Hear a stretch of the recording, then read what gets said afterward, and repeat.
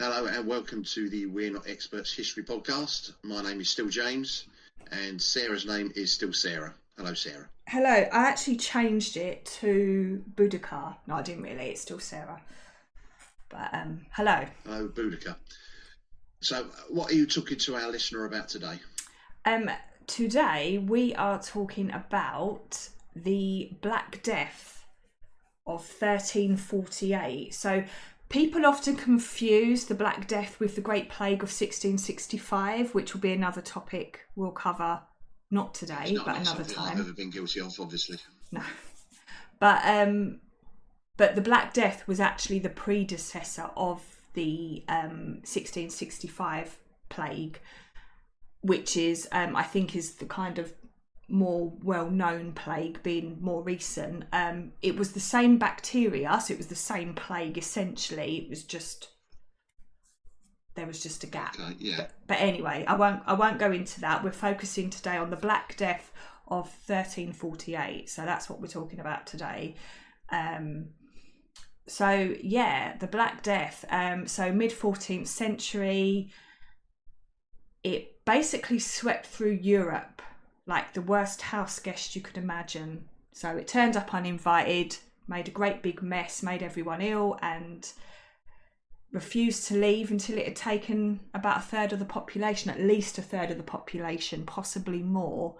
But it was... Yes, I'm aware it was devastating. Yes, it was. So it was caused by a bacteria called Yersinia pestis, if I've said that correctly. You know me and my pronunciation skills aren't great. Yeah, I think I went to school with her.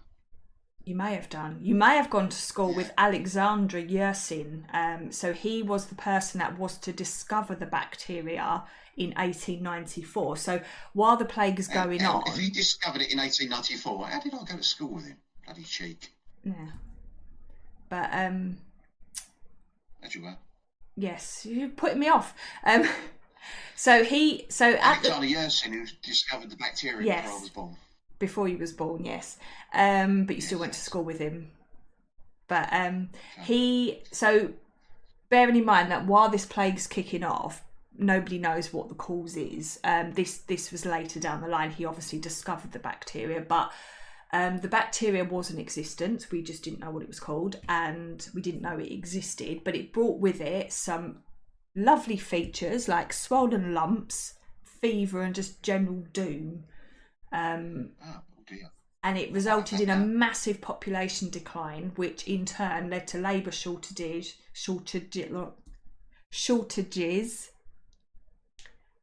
Get my teeth in. Disruptions to trade. Which then led to food shortage and massive price fluctuations. But on the bright side, it gave us something to talk about in the future, which is what we're doing now, and to make podcasts about. So it kicked off back in the 1340s. So you've got this bacteria, and it decided to hitch a ride on fleas, and the fleas were catching lifts on rats. And the rats were stowing away on merchant ships. So it was basically like a rodent-powered plague Uber. So we don't know for certain, but it is believed to have started somewhere in Central Asia. And it travelled along the Silk Road and other trade routes. And eventually arrived in the port city of Kaffa, which is modern-day Crimea. And from there, it spread to Europe via ships. So it came to us via ship, plague on a ship. So basically, you've got your bacteria, you add some fleas, mix in some rats, add some medieval travel, and you've got a pandemic party, 14th century style. Yeah, I've seen somewhere on television that they think it originated in some giant rodent out in Mongolia. That's very possible as well. That's very possible. Yeah.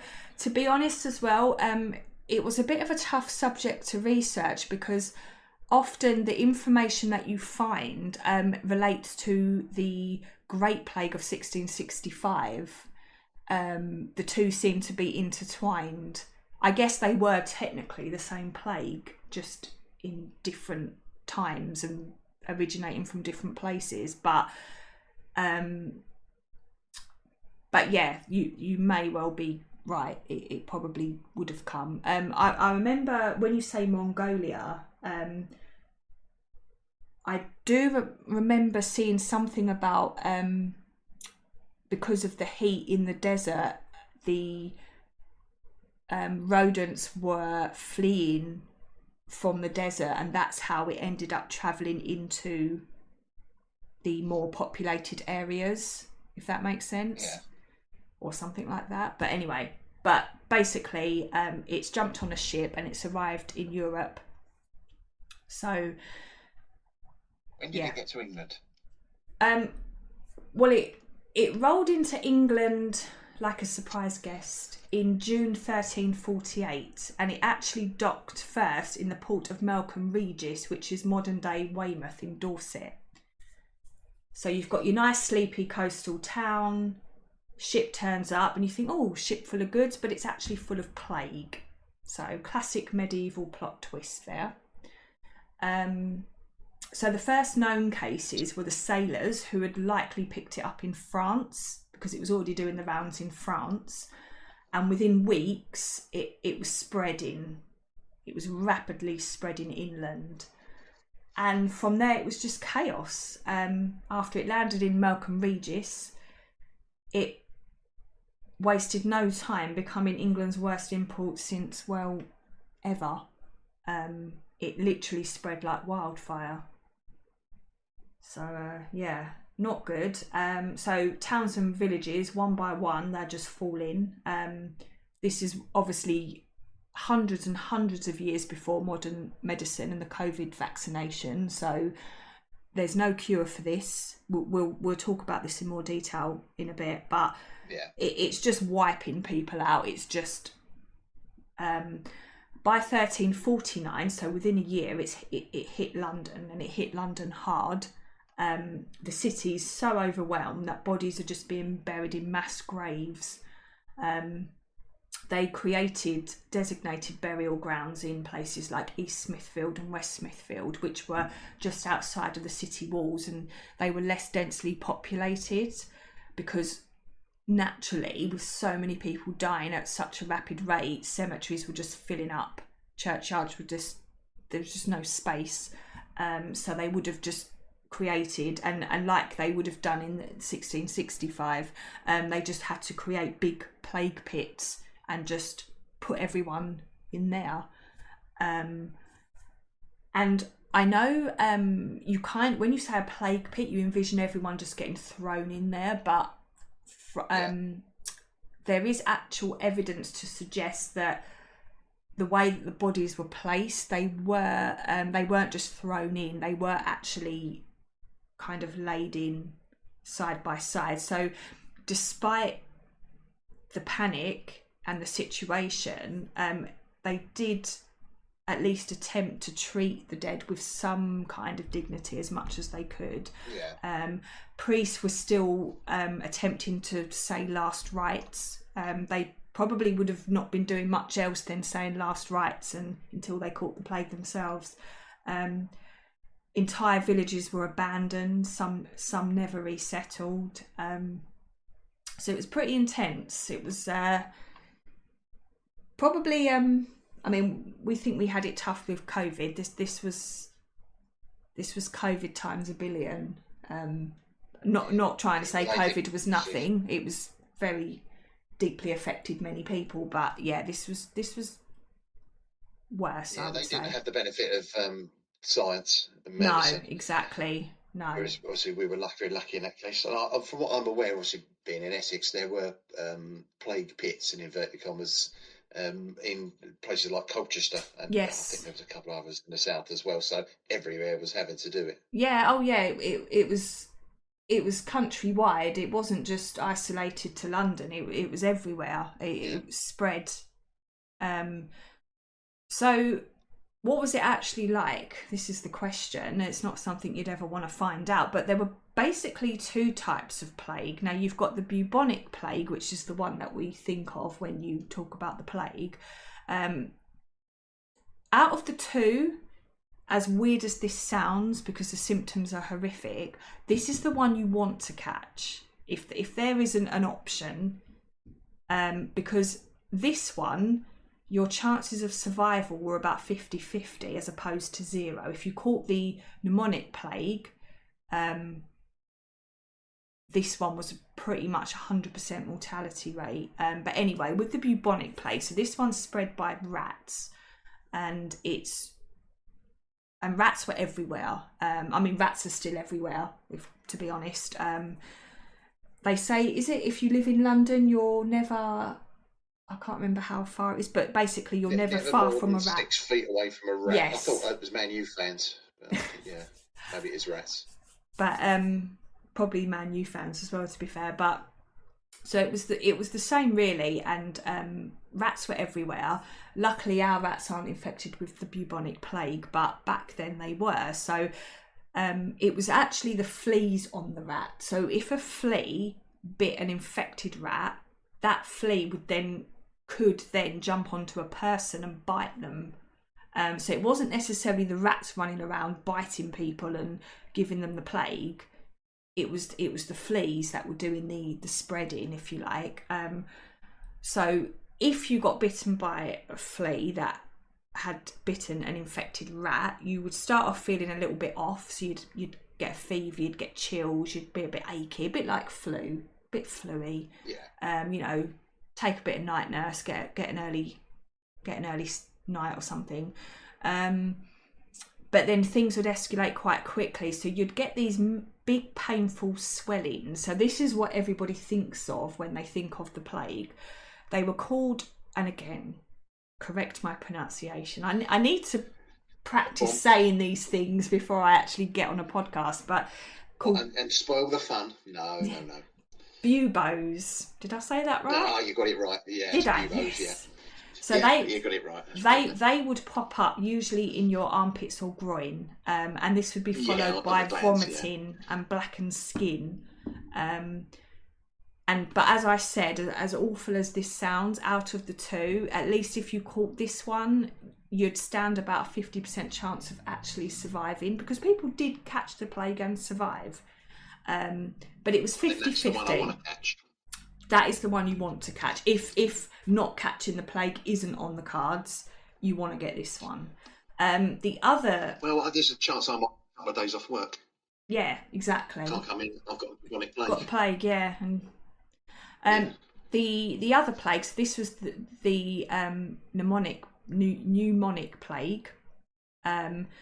So this one affected the lungs, and it was transmitted from person to person through coughing or sneezing, and it pretty much had a near 100% mortality rate. So this one included a cough, fever, headaches and shortness of breath, followed swiftly by a one-way ticket to the afterlife.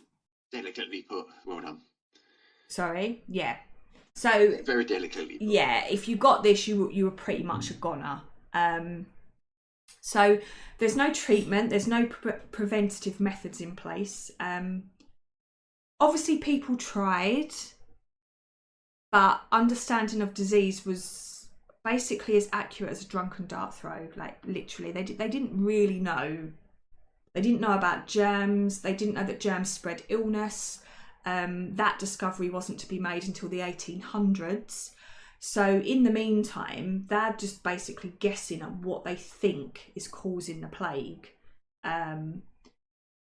So doctors of the day, and I use that term loosely, they thought that getting sick, so even the Black Death, they thought it was your body throwing a kind of temper tantrum because of its 4 humours. So they very much focused on the 4 humours, which were blood, phlegm, black bile and yellow bile. And what they thought was if one of the humours was imbalanced, it would cause illness. So as an example, if they thought somebody had too much blood, I don't know how you'd come to that assumption that someone's got too much blood. But one very common treatment of the day was bloodletting, which meant they just poked a hole in you and drained some blood out. Sometimes they'd attach leeches to suck the blood out. Sometimes they would just let it drain. Bit like just letting air out of an overinflated balloon, basically. Yeah. So that was one treatment. I wonder why they don't do that today. I wonder. Yeah. I can't see that really working. I mean, yeah, it might make you feel a bit lightheaded, but other than that. But anyway, so that was pretty much their understanding of disease in general. And this was your doctors, this was your medical professionals had this belief, which is kind of worrying. Some people thought that the plague wasn't anything to do with germs. I don't even think they would know what a germ was, to be honest. They thought it was all divine drama. They actually thought that God was just a bit annoyed at them, and this was his way of basically putting them into timeout for just being bad. And you actually had a group of individuals called the flagellants, and these were... Have another go. Flagellants? Flagellants, as in flagellation. Oh, all right. Yeah. There you go. I'm pleased now after you both. Flagellants. Enter the flagellants. They flagellated themselves. That sounds... I'd rather not. It sounds like something quite inappropriate, but what it basically meant was these individuals, they were very intense believers in that the best way to apologise to God was by whipping themselves in public, so self-punishment. Yes. So basically, while some people were praying, these guys were just out there giving themselves a kind of medieval beatdown, hoping it would just make the plague pack up and leave. But it didn't work. Yes, they would be shirtless with knotted ropes and whipping themselves on the back with it. You sound like you've given this a lot of thought. Well, I got lonely during lockdown. Right. So did you engage in this, or did you just research? Let's not go there. Yeah. You've got your astrologers who were convinced that the plague was written in the stars, literally, and they thought it was all to do with sketchy planetary alignments. Other people thought it was evil spirits. And their solution to that was even more wacky than bloodletting. It was called trepanning, and it basically, that's my favourite word. I say that a lot. Apologies. You should keep a tally of how many times I say basically during the podcast. And then we can announce it at the end of the podcast. Because I am aware that I do say it a lot. Anyway, I'm going to try not to now. But they would essentially drill a hole in your skull, so turning your head into a chimney pretty much, and the idea of that was to let the bad vibes escape. Again, I don't know where they get these ideas from. Now, some doctors or medical people actually had kind of the right idea. They just burst the buboes and let out all the gunk, and there is actually evidence, well, not evidence as such, but it is very possible that this would have helped, because I guess it's draining the infection, if you like. Infection oil, yeah. So, but other than that, that was it. There wasn't really a treatment as such. It was just a wild mix of ideas and beliefs and just testing things out. There wasn't actually a cure or a vaccine. It was just so could you avoid it? To not catch it? Yeah, must have been a way to not catch it rather than keep locking yourself away, but then you'd starve. Yeah, I mean, obviously people did avoid it. If they didn't, and if there wasn't a way to avoid it and survive it, we wouldn't be here talking about it. But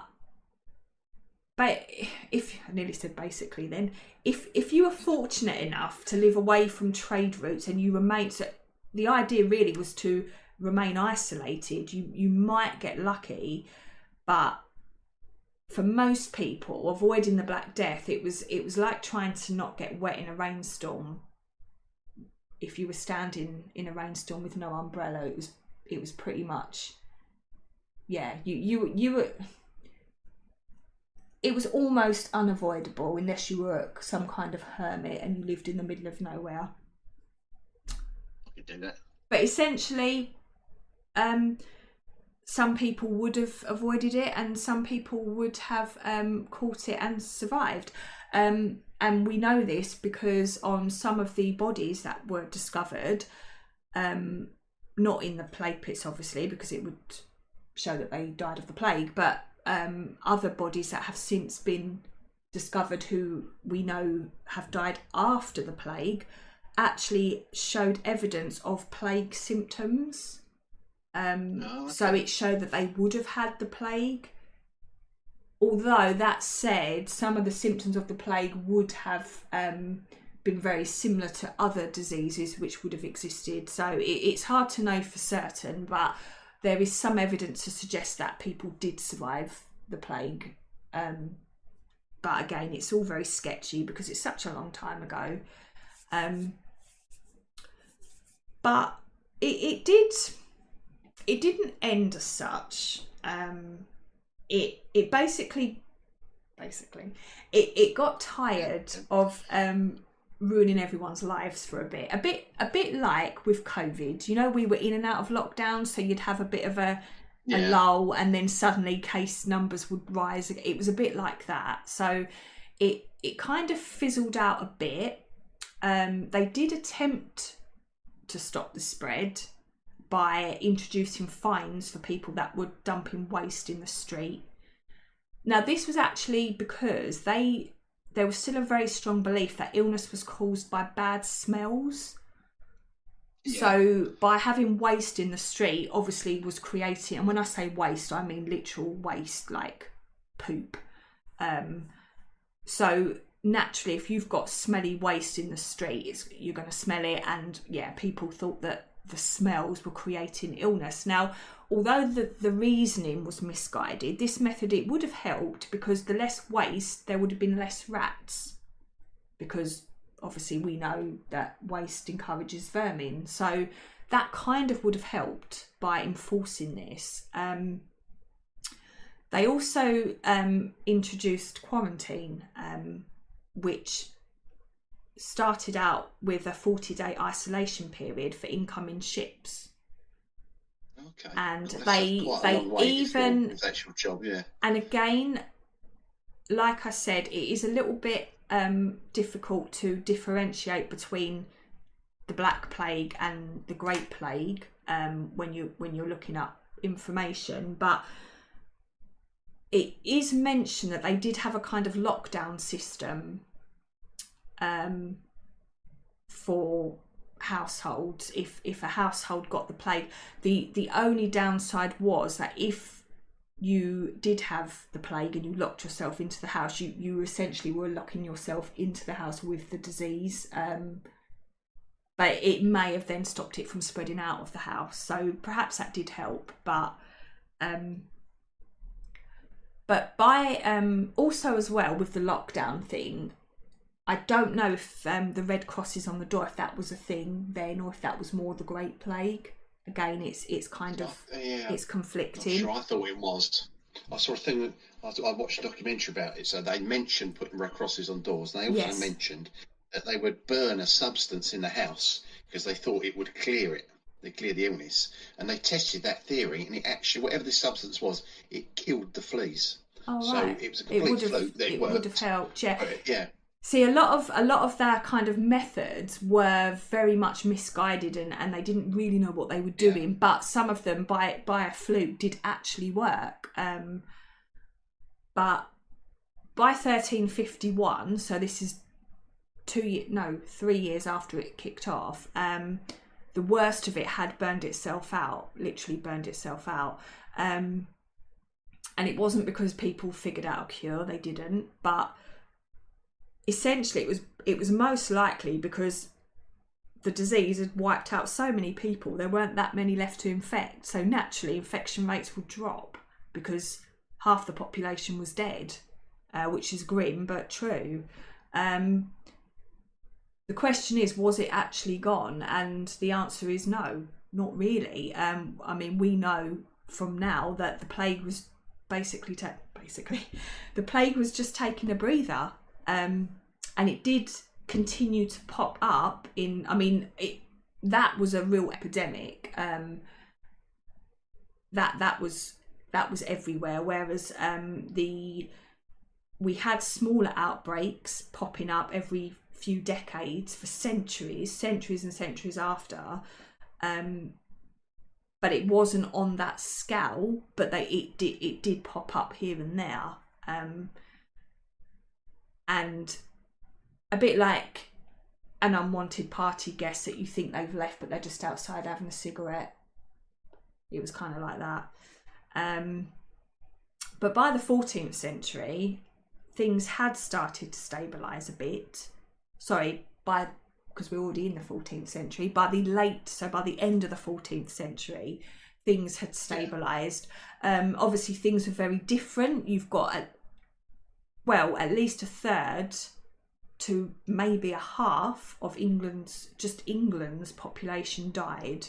So imagine half of England's population just wiped out just within a couple of years. I mean, that's going to have quite an impact. And we know that it did have a huge impact. I mean, even if anyone's listened to it, the podcast we did recently on the Peasants' Revolt, that was kind of off the back of this plague, because we had labour shortage, we had food shortage, and people started to people were left traumatised. Land was plentiful. Wages initially went up after the plague because of the labour shortage, but then it got cut again, which again ended up invoking this whole revolt which happened. Which, if you want to know more about that, check out the other podcast on the Peasants' Revolt. It's called Pitchforks and Protest. A bit of advertising, well done. Yes, very good, wasn't it? But yeah, in summary, the Black Death, it wasn't just an illness. It pretty much set the stage for some very big social changes that would be happening. So essentially, it came, sneezed, it conquered, and it accidentally rewrote the future of England. So quite the guest. Not a nice one, but amazing. One illness, a bacteria, has such a huge impact on the world, on Europe especially, Europe and Asia mostly. Yeah. Unless it went further, but absolutely ridiculous. Mm-hmm. Yeah, so I mean, we look at how much has changed since COVID happened, and that's with modern medicine and vaccines and all the preventative methods that we had, and it's made a huge impact on the way we do things. So this must have been absolutely insane, because especially where they're just groping around for answers. So they've not at least we kind of managed to figure out what was happening and create a vaccine for it. But imagine you're completely in the dark. Everyone's just suddenly sprouting massive boils and dying, and you're like, I don't know what's going on. Is it God? Have we upset God? Like, is it the stars? I'm going to rule that one out. But this is just what people are thinking. Whereas at least we've got the tools to at least understand the disease. Although it did throw us out, didn't it? Like quite. But anyway, that is the Black Death. I thought that'd be a bundle of laughs, that one. No. A third to half of the population, no, I wasn't expecting much in the way of humour, to be honest. No. That was quite dry. Pretty. But, I'm sure our listener might actually get to the end of this one. Well, at least you might have a little bit of an understanding between the Black Death and the Great Plague, because I used to think that they were the same thing when I was like years back. Yeah. Before you could actually look into it, yeah. Yeah, and then you think, oh, actually, no, because I think a lot of people refer to the Great Plague of London as the Black Death, and essentially it was the same plague, but the the original Black Death, the predecessor to the Great Plague, was the 1348 Black Death that arrived on a ship in Dorset. So yeah, I suppose there you have it. When it came back 300 years later, people's immune systems had probably forgotten about it.